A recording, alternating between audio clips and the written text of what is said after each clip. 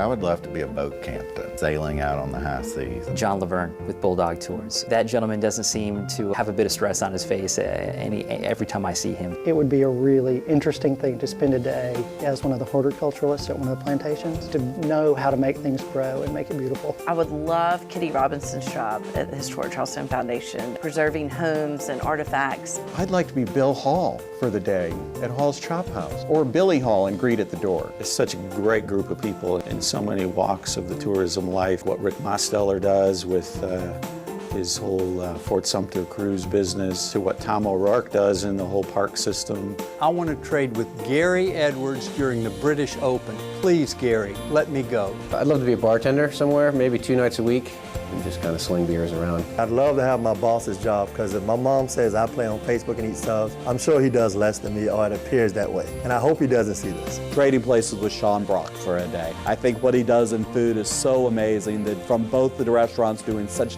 different things. I don't know, I think it might be fun to be a concierge. You know, I don't have regular, everyday interaction with our visitors. I'd love to sail on the Schooner Pride, or be the captain of one of the harbor tours. That would be a lot of fun.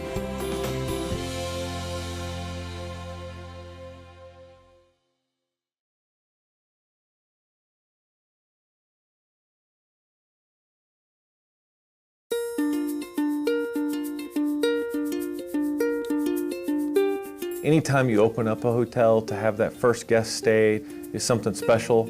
Our Holiday Inn Express just recently opened. So from beginning to end, to be able to see that evolve and to be able to open up and then to welcome and to have great guest experiences already, that's something pretty special for me right now. Playing in the Senior PGA Pro-Am with Fuzzy Zeller. It was a blue sunshine day. Had a couple clients out there and we just had a blast. At Wild Dunes, the best day of the year for us is Memorial Day weekend. I love seeing the cars and vans and SUVs of families from all over North, South Carolina, and Georgia pull up into our drive. Kids jumping out of the car, running to the beach. The Prince concert, which had its own set of challenges because Prince changed his mind about the production after the show had been on sale, and we had to completely refigure and deal with the whole floor and the stage. Excitement noise level was probably the loudest adult concert scream I've ever witnessed. I was walking out of my King's Courtyard Inn many years ago, and a couple was standing waiting on a taxi.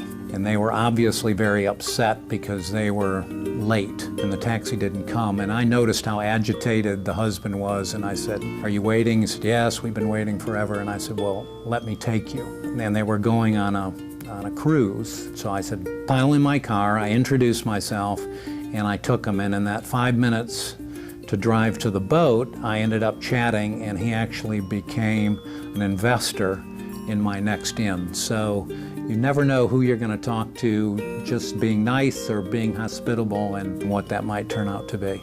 It was the week that we were honored to host the 57 recipients of the Congressional Medal of Honor. To have that group into the hotel for a week was just the most rewarding week, and to have that opportunity to sit and talk for 20 minutes one evening in the lobby with the guy who stormed the beach at Normandy and 7 days later was in the combat for which he received the Medal of Honor.